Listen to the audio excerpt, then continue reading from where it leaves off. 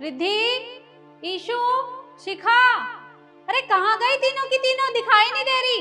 जल्दी बाहर आओ। अरे मम्मी जी क्या हो गया? सुबह सुबह इतना क्यों चिल्ला रहे हो? सब ठीक तो है ना? अरे चिल्लाऊं कैसे ना? मैं किचन में गई थी, वहां मेरे पैरों में कांच चुभ जाता और कप टूटा हुआ पड़ा है। क्या तुमसे टूटा है? नहीं नहीं, मुझसे नहीं टूटा। अगर टूटा होता तो मैं बता देती ना। क्या हुआ मम्मी जी, इतना शोर क्यों हो रहा है? पहले तुम मुझे ये बताओ, किचन में कप तुमसे टूटा है? अरे नहीं मम्मी जी, मुझसे क्यों टूटेगा कप? हाँ, मैंने ना ईशु को जाते देखा था किचन में। पक्का कप उसी से टूटा होगा। हाँ, रिद्धि ने सही कह रही है। और मम्मी जी देखना, वो आती ही ना शरीर बन जाएगी कि नहीं मुझसे कप नहीं टूटा है। बहुत चालाक है वो। अरे पर वो है कहाँ? अभी तक नहीं आई। मम्मी जी क्या हो गया, आपने बुलाया? पहले मुझे ये बताओ कि किचन में कप तुमसे टूटा है? वो मम्मी जी, देखा मम्मी जी, हकला रही है ना ये। पता है, जो इंसान झूठ बोलता है ना वो ही हकलाता है। इसी से टूटा है कप, बोलेगी थोड़ी अब। ईशु, अगर कप टूट गया था तो कोई बात नहीं। अरे कम से कम उसे उठाकर फेंक तो देना चाहिए था ना। किसी के पैर में लग जाती, मम्मी जी के पैर में लग जाती तो। दीदी मैं वही बताने की तो कोशिश कर रही हूँ, वो कप मुझसे नहीं टूटा है, मैंने नहीं तोड़ा है। ईशु तुम इतना झूठ मत बोलो। तुम्हें पता है अभी मम्मी जी ना किचन में जा रही थी, अगर उनके पैर में गलती से चुभ जाता फिर क्या करती तुम? पर दीदी मैं यही तो बता रही हूँ, अगर मुझसे टूटा होता तो मैं उसे साफ करके जाती। अब रहने दो, सफाई मत दो खामखा की। अरे बस करो। तीनों की तीनों आपस में बहस कर रही हो। बहस करने के लिए नहीं बोला तुम्हें। मैंने सिर्फ ये पूछा है कि कप किससे टूटा है, पर तुम तीनों तो मानने से रही। अरे इससे अच्छा तो मैं ये सारी जिम्मेदारी और इस घर की चाबियां तुम तीनों में से किसी एक को दे दूं।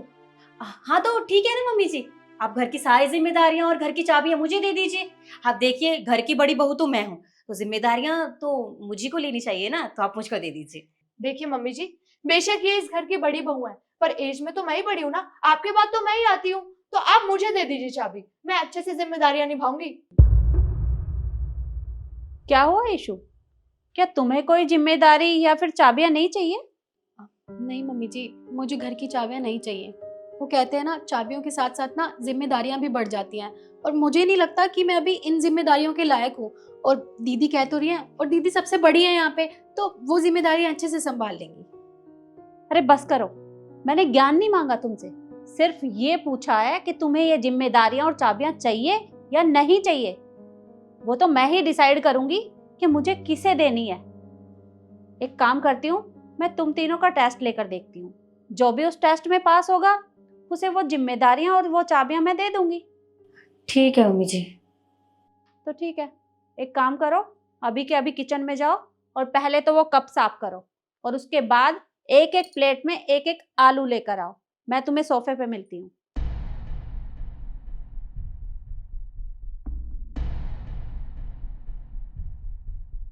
अब तुम तीनों ये सोच रही होगी कि मैंने ये आलू किस लिए मंगवाए हैं। मैं बताती हूँ। तुम्हें ये आलू अच्छे से साफ करना है, उसके बाद इसको कट करना है, और जो जितना जल्दी करेगा और जितनी सफाई से करेगा वो जीत जाएगा। तुम तीनों तैयार हो? जी मम्मी जी। बिल्कुल मम्मी जी, ये तो छोटा सा काम है, ये तो यूं ही कर लेंगे हम। ठीक है, तो शुरू करो। Your time start now.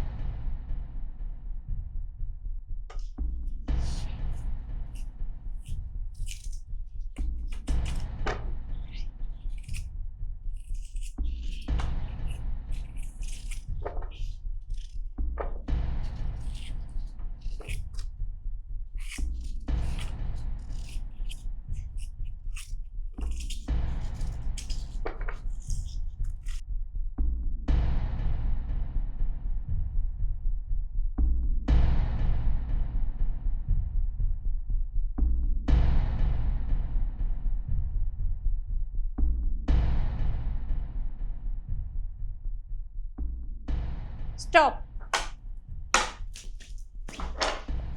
अब मैं बताती हूँ किसने अच्छे से किया है। तो सबसे पहले शिखा, तुम ये क्या किया तुमने? अरे ना तो छिलकों का पता है ना आलू का पता है। इस तरह से आलू कौन काटता है? मम्मी जी देखिए, इसमें मेरी कोई गलती नहीं है। आलू बेकार था और ये पिलर भी किसी काम का नहीं है। अब यही सब बेकार है तो मैं क्या करती हूँ, कट गई ऐसे। कोई बात नहीं। रिद्धि, तुम मुझे एक बात बताओ, हमारे घर में आलू की छिलके वाली सब्जी कौन खाता है? मम्मी जी, एक्चुअली मुझे मेरी मम्मी बोलती थी कि छिलके में ना प्रोटीन होता है, इसीलिए मैंने ऐसे काट दिए। ये तो मैं भी जानती हूँ कि छिलके में प्रोटीन होता है, पर हमारे घर में तो कोई भी छिलकों वाली सब्जी तो खाता ही नहीं है, तो फिर तुम्हें उसी तरह से कट करना चाहिए था ना। सॉरी मम्मी जी। और ईशु, तुमने बहुत सफाई से आलू को छीला है। बेशक कट नहीं किया, लेकिन जो भी किया है सफाई से किया है, और ये होता है आलू को छीलने का सही तरीका। उसके पास पिलर भी नहीं था, लेकिन फिर भी उसने सफाई से काम किया है। और इस राउंड में ईशु ही विजेता है। और दूसरे राउंड के लिए मैं थोड़ी देर बाद तुम तीनों से यहीं पर मिलती हूँ। जी। तब तक ये सब साफ कर देना।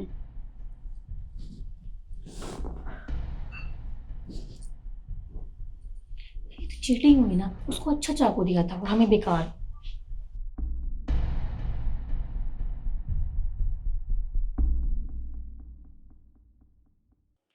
दूसरे टेस्ट से पहले मैं तुम्हें कुछ बताना चाहती हूँ।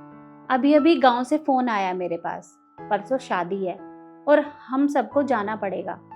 अभी फ़िलहाल तो मेरे पास कुल 6,000 रुपये हैं, और ये मेरी शादी का लहंगा है। मैं चाहती हूँ कि तुम तीनों में से कोई एक मेरा ये लहंगा पहने। मैं तुम्हें लहंगे में देखना चाहती हूँ कि तुम कैसी लगती हो। और जो 2 जनी होंगी वो इन 3-3 हज़ार रुपये से अपने लिए कोई ड्रेस ले आना। तो शिखा, तुम सबसे बड़ी हो, तुम ये मेरा लहंगा पहन लेना। ये छोटी है तो ये अपने लिए बाजार से कोई ड्रेस ले आएंगी, ठीक है? मम्मी जी, पहनने को तो मैं पहन लेती, मुझे कोई दिक्कत नहीं है। पर वो क्या है ना, अगर मैं ये लहंगा पहन के जाऊंगी तो दुल्हन से ज्यादा तो मैं ही दुल्हन लगूंगी, तो अच्छा नहीं लगता। और वैसे भी बहुत ओल्ड फैशनेबल है और मुझे पसंद भी नहीं है। आप एक काम कीजिए, ये लहंगा इन दोनों में से किसी को दे दीजिए, मुझे पैसे दे दीजिए, मैं ड्रेस ले लूंगी। कोई बात नहीं। रिद्धि, तुम ये लहंगा पहन लेना, ये दोनों अपने लिए ले आएंगी कुछ। देखिए मम्मी जी, मैं पहनने को तो पहन लूंगी ये लहंगा, पर आपको तो पता ही है ना, मुझसे तो साड़ी इतनी मुश्किल से पहनी जाती है, तो इतना हैवी लहंगा पहन के मैं क्या करूंगी। और शिखा दी ना बिल्कुल सही कह रही है, अगर हम शादी में ये पहन के जाएंगे ना तो दुल्हन से ज्यादा हम ही चमकेंगे। तो मैं तो नहीं पहन सकती ये लहंगा। आप एक काम करो ना, ये लहंगा आप ईशु को दे दो, ईशु पे तो अच्छा भी लगेगा, और वो घर की छोटी बहू भी है तो उस पे सच में अच्छा लगेगा। और हमें 3-3 हज़ार रुपए दे दो, हम अपने लिए मार्केट से कुछ ले आएंगे। ईशु, तुम्हें भी शायद पैसे ही चाहिए होंगे। नहीं नहीं मम्मी जी, मुझे ये पैसे नहीं चाहिए। आप मुझे ये लहंगा दे दो, मैं इस लहंगे को ही पहनूंगी। और वैसे भी इस लहंगे में आपका बहुत सारा प्यार होगा ना, और अगर मेरा ये लहंगा पहनने से आपको अच्छा लगता है तो मैं इस लहंगे को ज़रूर पहनूंगी। दीजिए। ये तो बहुत अच्छी बात है कि तुमने मेरे बारे में इतना सोचा कि मुझे कैसा लगेगा। पर तुम्हें ये लहंगा पहनने की कोई ज़रूरत नहीं है, क्योंकि मैं तुम तीनों का टेस्ट ले रही थी। टेस्ट ले रहे थे? पर मम्मी जी, टेस्ट लेने से पहले बताना तो चाहिए ना। वो तो मैंने इसलिए नहीं बताया क्योंकि अगर मैं तुम्हें बताकर ये काम करती तो तुम शायद इसे पहनने के लिए तैयार हो जाती। पर मैं देखना चाहती थी कि तुम मेरी भावनाओं को कितना समझती हो। तुमने एक बार भी मेरे बारे में नहीं सोचा कि इस लहंगे से मेरी कितनी यादें जुड़ी हैं। और तो और शायद इस लहंगे के ऊपर रखा हुआ तुम्हें ये हमारा पुश्तैनी हार भी दिखाई नहीं दिया होगा, जो अब ईशु का है। अरे नहीं मम्मी जी, वो एक्चुअली ना हमारे मुंह से गलती से निकल गया। हमें तो ये लहंगा सच में बहुत अच्छा लगा, पता है, हम पहन लेंगे। ये हार तो बहुत ही अच्छा लग रहा है। आप एक काम करिए, मैं तो इस घर की बड़ी बहू हूँ ना, तो मैं पहन लेती हूँ। अरे रिद्धि, क्या जरूरत है, घर की बड़ी बहू तुम नहीं मैं हूँ, तो मम्मी जी हर चीज की जिम्मेदारी मेरी बनती है। तो आप ये मुझे दे दीजिए, मैं पहन लूंगी। और लहंगा तो बहुत सुंदर है, पहन लूंगी मैं, दीजिए आप। एक मिनट दीदी, आप इस घर की बड़ी बहू हैं, पर एज वाइज तो मैं बड़ी हूँ ना, मम्मी जी के बाद मैं आती हूँ, तो ये लहंगा मैं पहनूंगी और ये हार भी मेरा हुआ। लाइए मम्मी जी। बस करो, मुझे ये किसी को भी नहीं देना, समझी तुम? जैसे ही तुम्हें घर का पुश्तैनी हार दिखाई दे गया तो तुम लहंगा पहनने के लिए तैयार हो गई। उससे पहले क्या कह रही थी? बहुत ओल्ड फैशन है, बहुत हैवी है, हम पे अच्छा नहीं लगेगा, हम परेशान हो जाएंगे। अरे तुमने क्या कुछ नहीं कहा लहंगे के बारे में? तुमने एक बार भी ये नहीं सोचा कि अगर तुम ऐसे बोलोगी तो मुझे कितना बुरा लगेगा? अरे तुम्हें पता है मेरी शादी का लहंगा है, बहुत यादें जुड़ी है मेरी इसके साथ। और ईशू को देखो, वो पहनने के लिए तैयार हो गई। अगर वो चाहती तो वो भी पैसे ले सकती थी, लेकिन उसने ऐसा नहीं किया। वो मेरी भावनाओं को कितने अच्छे से समझती है। अरे मैं ये नहीं कह रही कि तुम लोग संस्कारी नहीं हो, संस्कारी हो, लेकिन एक दूसरे की भावनाओं को भी समझना चाहिए, एक दूसरे की मदद करनी चाहिए। अरे दूसरे को समझना चाहिए कि किन बातों से उसे बुरा लगेगा और किन बातों से उसे अच्छा लगेगा। लेकिन तुम किसी के बारे में नहीं सोचती, सिर्फ अपने बारे में सोचती हो। और इससे मुझे ये तो पता चल गया कि जिसको भी मैं इस घर की जिम्मेदारियां और चाबियां दूंगी वो तुम दोनों में से तो एक भी नहीं है। ये सारी जिम्मेदारियां, ये चाबियां, ये हार, ये ईशू का है और अब से वो ही संभालेगी। पर मम्मी जी, मैं तो इस घर की छोटी बहू हूँ ना, और मुझसे ये सारी जिम्मेदारियाँ कैसे संभाल पाऊंगी? आप दीदी को दे दीजिए, ये इस घर की बड़ी बहू है ना। बेटा, तुम्हारे अंदर वो गुण है जो एक अच्छी बहू के अंदर होना चाहिए, वो इन दोनों के अंदर नहीं है। और मुझे अच्छे से पता है तुम ये जिम्मेदारियां बहुत अच्छे से संभालोगी। इसलिए आज से ये हार भी तुम्हारा और ये पैसे भी तुम्हारे। ये लहंगा मेरी अलमारी में रख देना। ये। और हाँ, तुम दोनों ध्यान से सुन लो, सारी जिम्मेदारियां ईशू के हाथों में। अब वो चाहेगी कि तुमसे क्या करवाना है और क्या नहीं। ठीक है? जी मम्मी जी।